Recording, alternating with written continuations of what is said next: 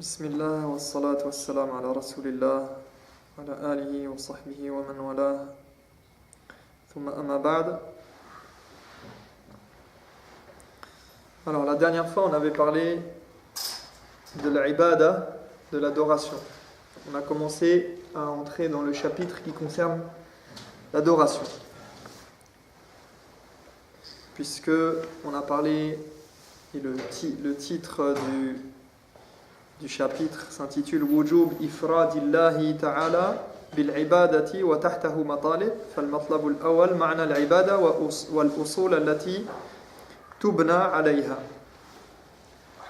Donc on est dans le sens de l'adoration, ce que signifie l'adoration et quels sont les fondements de l'adoration. Donc l'adoration sans ses fondements, et on avait commencé à expliquer, on avait donné les définitions de l'adoration. On avait défini l'adoration عرفنا العبادة لغة واصطلاحا. Donc on a défini l'adoration au niveau de la langue arabe. Que veut dire le mot adorer, adoration? Ibada, abada, le verbe abada, al-ibada. Et que veut dire, qu'est-ce qu'on entend par le terme adoration lorsqu'on parle religieusement? فقلنا العبادة في اللغة الذل والخضوع. الذل والخضوع. Donc le mot adoration en arabe, il renvoie à l'idée de quoi? De rabaissement, d'humilité et de soumission. Voilà ce que veut dire l'adoration en arabe. Donc dans la langue arabe, l'adoration c'est ça. Az-zullu wal-khudu'.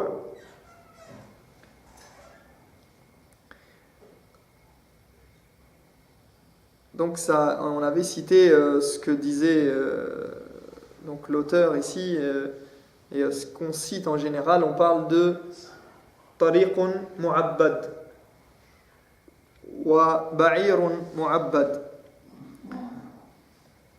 يعني مذلل, بعير مذلل والذي يقوده الناس. وطريق معبد إذا كان مذللا قد وطئته الأقدام. Donc on avait donné les exemples du chameau et du chemin. Donc un chemin qui a été piétiné, c'est un chemin qui a été qui est mis au service des gens et des autres et qui est soumis à leur pas et à leur fréquentation. Et donc il est aplani et il y a cette idée-là qui ressort. D'accord? Il est réservé, ce terrain-là, il a été, à force d'être foulé, eh bien, il est dans un état particulier, différent des autres. Et le chameau qui se laisse conduire facilement, eh bien, c'est un chameau aussi qu'on appelle on utilise le terme de l'adoration qui dérive de l'adoration en arabe pour désigner ce chameau-là. Et on avait cité ce que dit l'imam Ibn al-Qayyim. Il disait, quand on parle de cette idée-là de l'adoration et ce que ça veut dire, l'imam Ibn al-Qayyim disait وعبادة الرحمن غاية حبه مع ذل عابده هما قطبان. وعبادة الرحمن غاية حبه مع ذل عابده هما قطبان. Donc il dit que l'adoration du Rahman, عبادة الرحمن, l'adoration du tout miséricordieux, se fait par l'expression la plus aboutie de l'amour avec la soumission. مع ذل عابده, Il dit avec la soumission du serviteur, et ce sont les deux pôles de l'adoration. Donc, les deux pôles de l'adoration du Rahman, c'est quoi? C'est Ghayatul Hub wa Al-Dhul.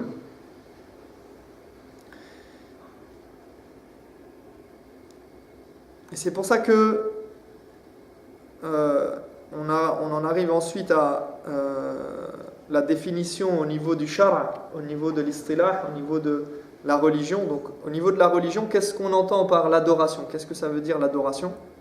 Comment on définit l'adoration? Qu'est-ce qui peut être une adoration?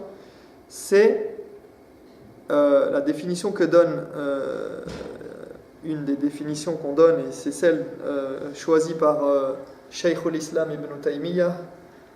Il dit إذن شرعا العبادة هي اسم جامع لكل ما يحبه الله ويرضاه من الأقوال والأعمال الظاهرة والباطنة. اسم جامع لكل ما يحبه الله ويرضاه من الأقوال والأعمال الظاهرة والباطنة.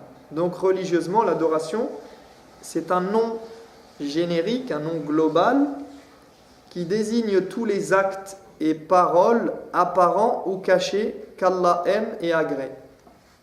Donc, tous les actes que l'on peut faire qu'Allah va aimer, ça peut devenir une adoration.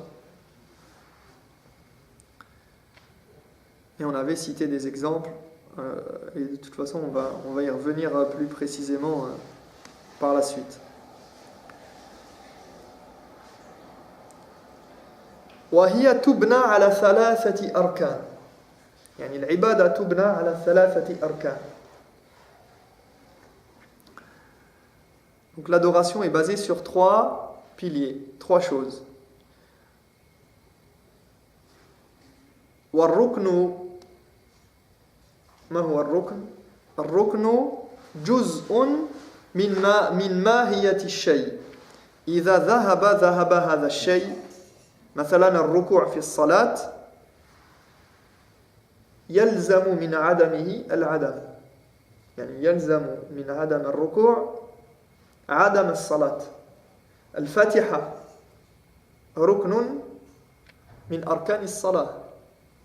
إذا ذهبت الفاتحة بطلت الصلاة. أليس كذلك؟ فيقولون يعني إذا يلزم من عدمه يعني الركن شرط، هذا شرط، وهذا تعريف الشرط عند الأصوليين. يقولون الشرط هو ما يلزم من عدمه العدم ولا يلزم من وجوده الوجود. يعني يلزم من عدم، يعني إذا لم يكن هناك هذا الشرط، إذا لم يكن موجودا، مثلا الوضوء شرط، يعني إذا ذهب بطلت الصلاة، هذا هو الشرط. بعدين هناك يعني فرق بين الشرط والركن، لكن يعني حتى لا أطيل ولا أدخل في تفاصيل، يعني المهم أن الركن إذا ذهبت الصلاة. ذهبت العبادة. نعم. كما كان في نعم. الصلاة وفي الحج. هذا ركن. نعم. Donc l'adoration est basée sur 3 piliers. Le pilier, c'est important parce que c'est quelque chose qui est constitutif de l'adoration, et si on perd ce pilier, l'adoration, elle disparaît. فما هو أو ما هي هذه الأركان التي تبنى عليها العبادة؟ الأول كمال الحب للمعبود سبحانه وتعالى، كما قال تعالى والذين آمنوا أشد حبا لله ومن الناس من يتخذ من دون الله أندادا يحبونهم كحب الله والذين آمنوا أشد حبا لله. Donc le premier pilier, c'est l'amour absolu pour l'objet de l'adoration. L'amour absolu. Le premier pilier de l'adoration, c'est l'amour. Donc quand on adore quelque chose, on met comme condition et comme fondement de cette adoration, pour qu'on considère que c'est une adoration, il faut qu'il y ait de l'amour pour l'objet de notre adoration. Donc en l'occurrence ici, Allah. Comme ça, là. Donc Allah, l'amour pour Dieu. Et Allah le précise dans un verset où il dit, entre autres, il est des hommes qui prennent en dehors de Dieu des associés. Donc il existe des hommes,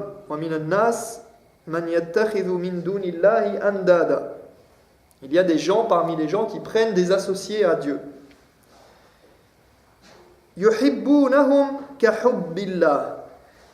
Des associés qu'ils se mettent à aimer à l'égal de Dieu lui-même. Mais ce sont les croyants qui vouent à Dieu le plus grand amour.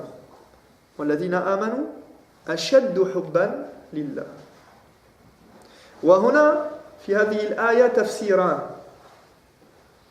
لقوله تعالى والذين آمنوا أشد حبا لله.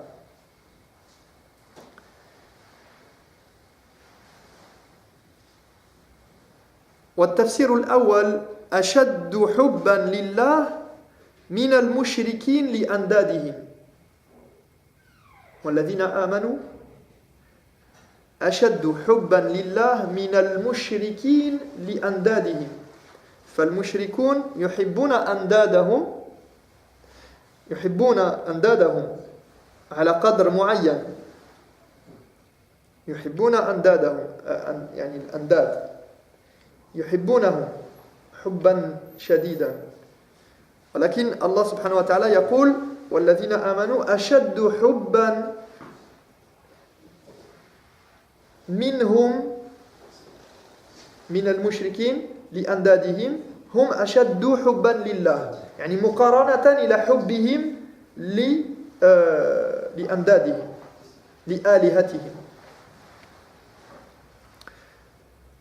Donc ici on a deux interprétations qui sont: ce sont les croyants qui vouent à Dieu un plus grand amour, plus grand que l'amour des polythéistes pour leurs idoles en dehors de Dieu. Donc ici, Allah, il compare, dans cette interprétation, il compare quoi? Il compare l'amour que les polythéistes vouent à leurs idoles. Donc ils ont un amour pour leurs idoles qui est à une certaine hauteur. Et les croyants, ils ont un amour qu'ils vouent à Dieu qui est plus grand encore en comparaison à l'amour pour leurs idoles, que les polythéistes vouent à leurs idoles. Donc les polythéistes et les croyants, ici on compare l'amour des polythéistes pour leurs idoles et l'amour des croyants pour Allah. Et l'amour des croyants pour Allah, il est supérieur à l'amour des polythéistes pour leurs idoles. D'accord? Ici, c'est un des sens de وَالَّذِينَ آمَنُوا أَشَدُّ حُبًّا لِلَّهِ.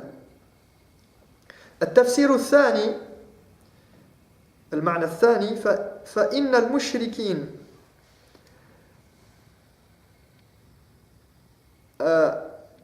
أحبوا الله وأحبوا غيره.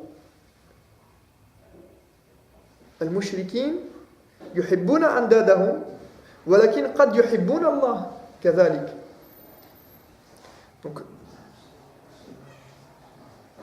Donc ici, le deuxième sens, ça serait que les croyants, ce sont les croyants qui vouent à Dieu un plus grand amour, plus grand que l'amour que les polythéistes vouent à Dieu cette fois. Donc ici, Allah, il compare maintenant l'amour des croyants pour Dieu à l'amour des polythéistes pour Dieu. D'accord? Donc les polythéistes, al-mushrikin, ils vouent un amour à deux choses, à leurs idoles et à Dieu. Et les croyants, ils vouent un amour à Dieu plus grand que celui des polythéistes, que ce soit pour leurs idoles ou pour Dieu. Mafhoum? واضح؟ Les croyants, ils doivent avoir un amour pour Dieu qui est plus grand encore que les polythéistes pour leurs idoles ou les polythéistes quand ils aiment Dieu. Puisque les polythéistes, ils peuvent aimer Dieu. Mais ils aiment, en même temps qu'ils aiment Dieu, ils aiment leurs idoles.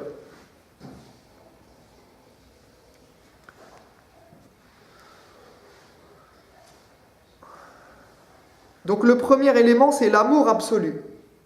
Rayatul hubb. L'aboutissement de l'amour. Qui d'ailleurs fait partie de la définition même de l'adoration. Puisque l'adoration, on la définit par l'amour. D'accord ? On a dit que l'adoration, c'est quoi ? C'est l'amour. C'est l'aboutissement de l'amour et la soumission extrême. Et donc cet amour-là, il est non seulement dans l'adoration, mais c'est aussi un fondement de l'adoration, un pilier de l'adoration. Et l'imam Ibn al-Qayyim, lorsqu'il a parlé du sens de l'amour, il a établi 30 degrés. Et au degré le plus élevé de l'amour, il a parlé de l'adoration. Il a placé l'adoration. Donc, il a parlé des degrés de l'amour. D'accord ? Ash-shawq wa kada wa kada. Il a parlé des différents degrés qu'il peut y avoir dans l'amour. Et le degré le plus élevé, c'est l'adoration. L'adoration, c'est le degré le plus haut de l'amour. D'ailleurs, c'est pour ça que, même en français, quand on aime quelque chose de manière intense, on dit quoi ? On dit j'adore. N'est-ce pas ? On dit j'adore. J'adore cette chose-là. J'adore les pommes. J'adore le foot. J'adore telle et telle chose. D'accord ? J'adore. Et à savoir, entre parenthèses, qu'il n'y a pas de problème à utiliser ce terme-là. L'oratan, il n'y a pas de problème à l'utiliser. D'accord ? Ça ne contredit pas la religion de dire j'adore, puisque al-dilal al-lughawiyya, le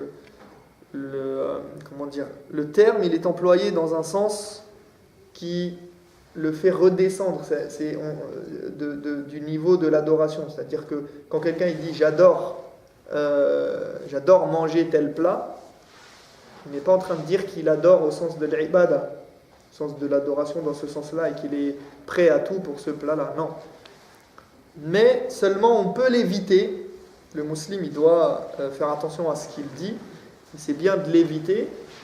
Maintenant, si quelqu'un il l'emploie, c'est pas grave.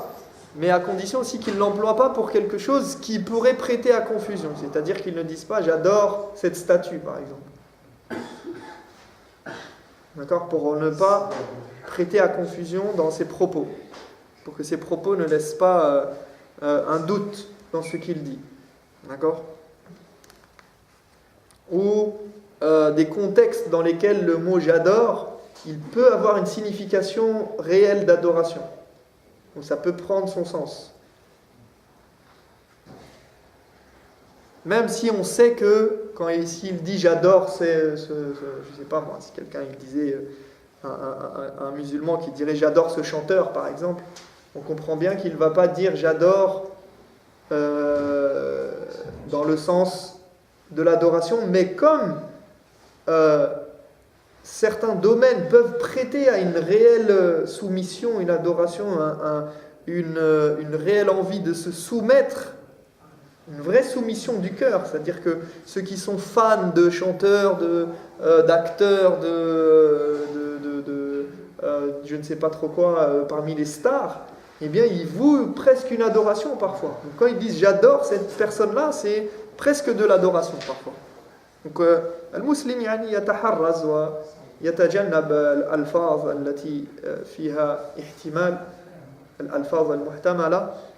Donc le croyant, il doit faire attention à ce qu'il dit, à ce qu'il prononce pour que on ne rentre pas dans des choses qui pourraient être prises malgré lui d'une mauvaise manière et lui attribuer des choses qu'il n'a pas voulu dire. Mais quoi qu'il en soit, le mot adorer en français, d'une manière générale, il est plutôt utilisé pour exprimer l'amour fort de quelque chose. Donc ça nous permet aussi de se rappeler que Al-Hubb, c'est quelque chose d'important dans l'adoration. L'adoration, elle est liée à l'amour. Donc voilà pour le premier élément. Donc le premier pilier de l'adoration, c'est l'amour. Al-Hubb. الثاني كمال الرجاء كما قال تعالى ويرجون رحمته. Donc le deuxième pilier de l'adoration, c'est quoi? C'est l'espoir. L'espoir. L'espoir le plus grand et le plus intense.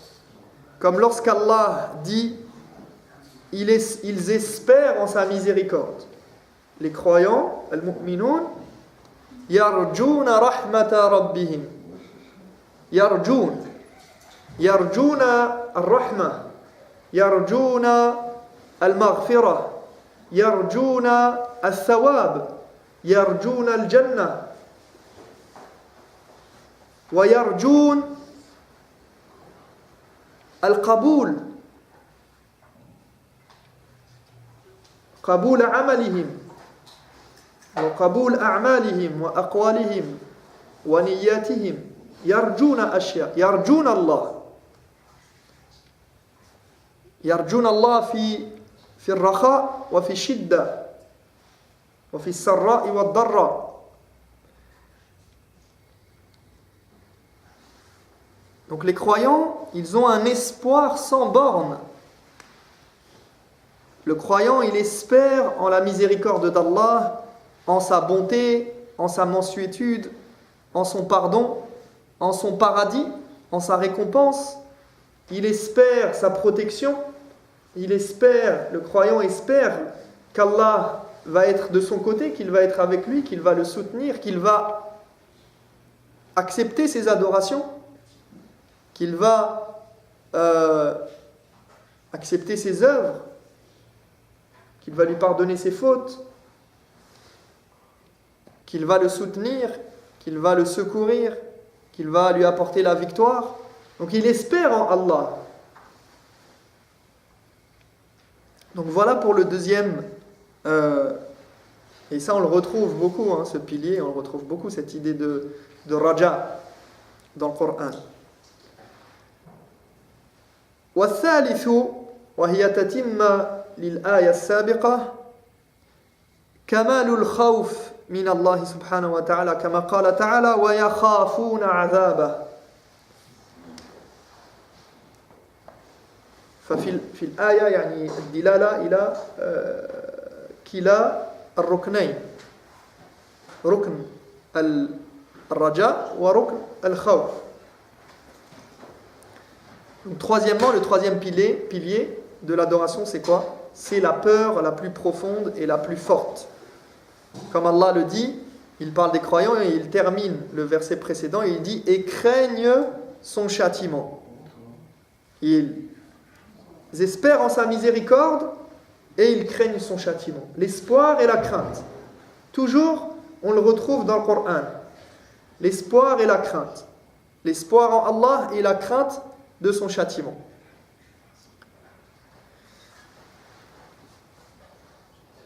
Donc il dit dans le verset de Surat Al-Isra, c'est le même verset, c'est وَيَرْجُونَ رَحْمَتَهُ وَيَخَافُونَ عَذَابَهُ. ولذلك قالوا إن العبادة عند أهل السنة طائر له جناحان. طائر له جناحان. يعني الإمام ابن القيم مثل هذه الأركان بطائر وقال يعني هذا الطائر له جناحان رأسه المحبة وجناح في الخوف وجناح في الرجاء فلكي يكون يعني يطير الطائر لا بد من الرأس والجناحين المحبة والخوف والرجاء. C'est pourquoi on dit que l'adoration dans la conception sunnite ressemble à un oiseau. Et c'est l'image que Ibn al-Qayyim a donnée. Et on nous dit que l'espoir et la crainte représentent ses deux ailes et l'amour, sa tête. Donc l'oiseau, il a une tête qui lui donne la direction. Et il a 2 ailes qui lui permettent de voler correctement. Et donc sa tête, son corps, c'est l'amour qui donne la direction. Et l'aile de l'espoir et l'aile de la crainte lui permettent de s'exprimer et de vivre et de s'envoler.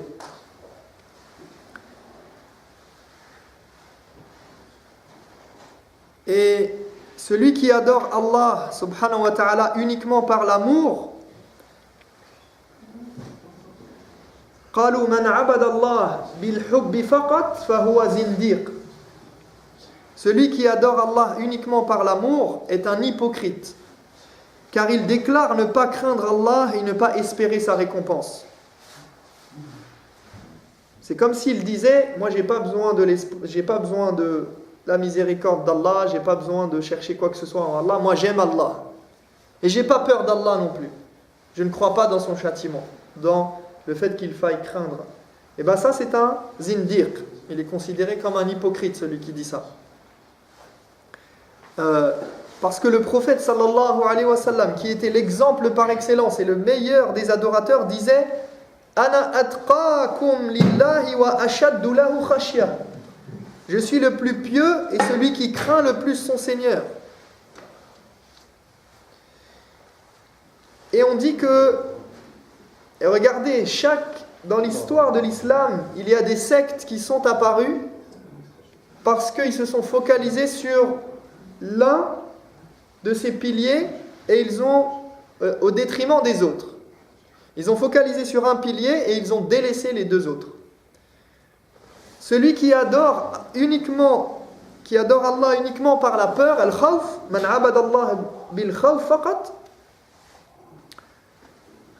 fahuwa la yara illa ash-sharr wa illa an-nar wa illa adh-dhunub fasawfa yay'as min rahmatillah wa min rawhillah.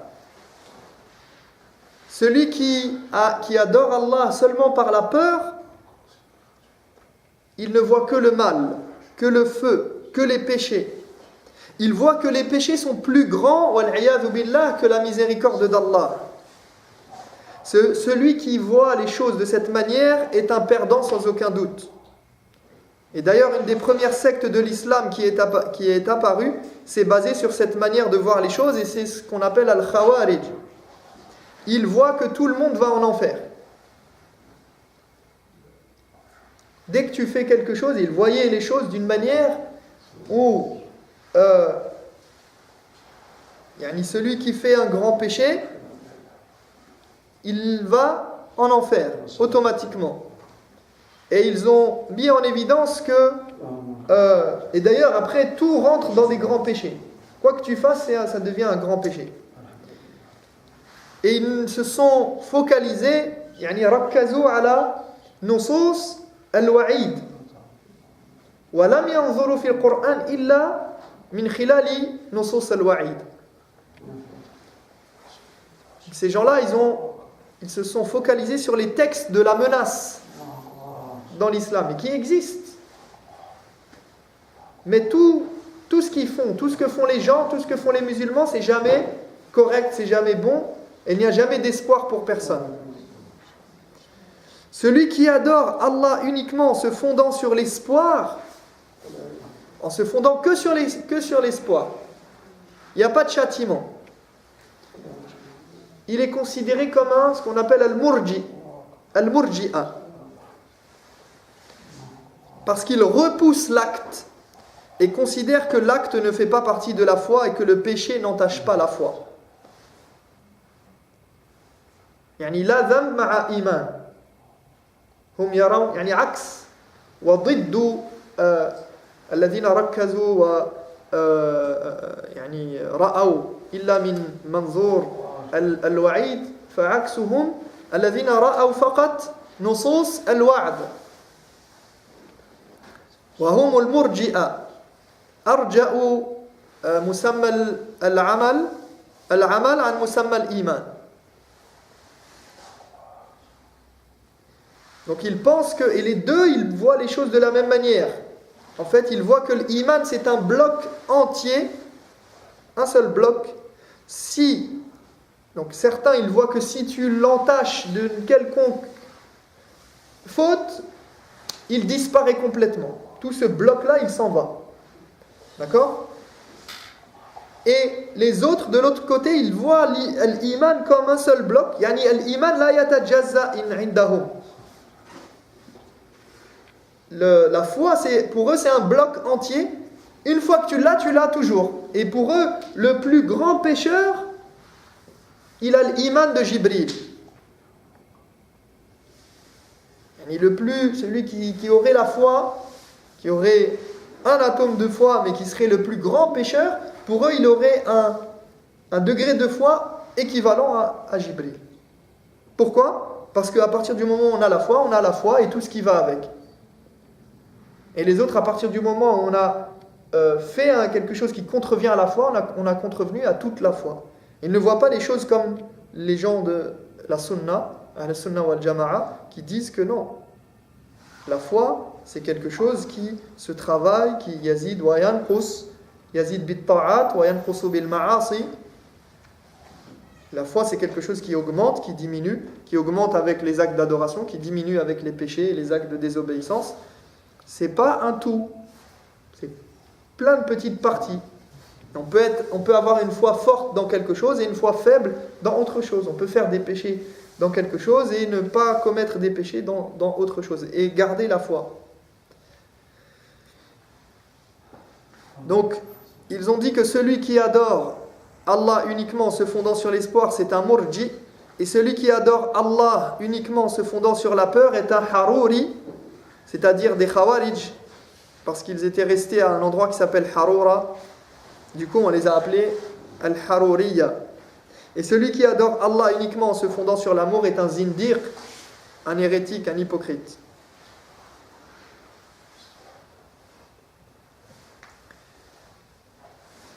Moi, je ne vais pas rentrer dans tous les détails de ça, mais vous avez compris l'idée.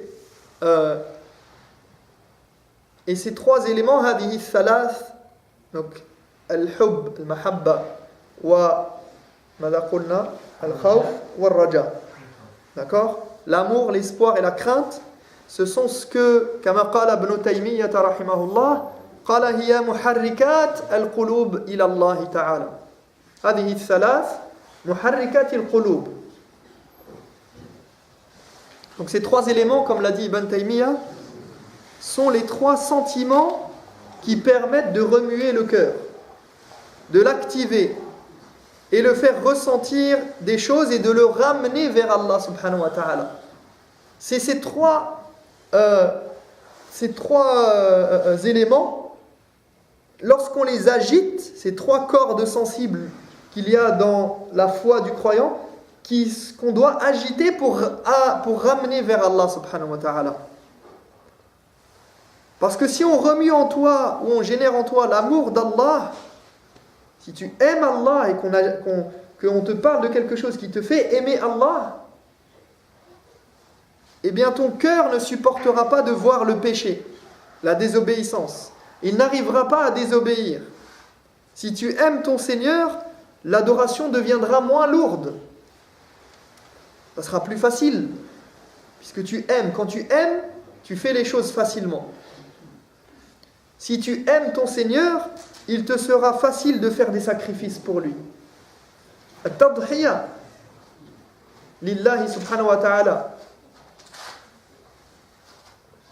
Donc si on agite la corde de l'amour, ça sera facile pour toi certaines choses. Ça sera facile de te sacrifier. L'adoration sera légère. Et tu détesteras désobéir. Si on suscite en toi l'espoir en ton Seigneur, si on agite cette fibre de l'espoir, qui te donne envie d'obtenir le paradis, de boire de ces rivières faites d'eau pure, de lait, de miel, de vin délicieux, d'habiter dans des demeures éclatantes, brillantes, le paradis qui contient tant de plaisir et de délices, et dans lequel tu auras peut-être la chance de voir Allah subhanahu wa ta'ala, wa nas'alullah tabaraka wa ta'ala yarzuqana ru'yatahu fil jannah. Si on te donne l'espoir d'obtenir tout cela, tu seras motivé pour délaisser le péché. motivé pour faire tes adorations et te sacrifier pour Dieu. Enfin, la peur. Si on intime la peur en toi, la peur que la colère d'Allah s'abatte sur toi plus tôt que tu n'avais prévu, ici-bas avant même l'au-delà, qu'il te punisse en t'éprouvant sur ta personne même, ton argent, ta famille, tes enfants, en affichant ce que tu es au grand jour. Imagine qu'on te dit, demain, il va y avoir un écran géant et on va parler que de toi, que de tes péchés.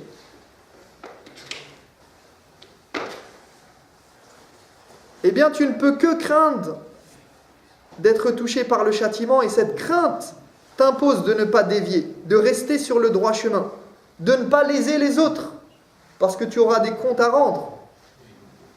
La peur de sou al-khatima, de mal finir, du châtiment de la tombe, de rater le paradis, la peur des horreurs du jour dernier, tout ceci va remuer le cœur. Et c'est pour ça que Cheikh al-Islam Ibn Taymiyyah, il a appelé ça Muharrikat al-Qulub ila Allah. Ces trois éléments, ce sont les éléments qu'Allah subhanahu wa ta'ala il met en avant dans le Coran régulièrement pour rappeler les croyants et les ramener vers lui. Et certains savants ajoutent à ces trois composantes une quatrième qui est le fait d'honorer Allah subhanahu wa ta'ala, at-ta'zim. At-ta'zim, le fait d'honorer Allah, d'honorer sa religion, de respecter ses rites et de respecter ses paroles, c'est quelque chose aussi qui fait partie, mais ce n'est pas quelque chose que la majorité des savants mettent en avant, mais c'est un élément qui peut éventuellement faire partie aussi de ce contexte-là.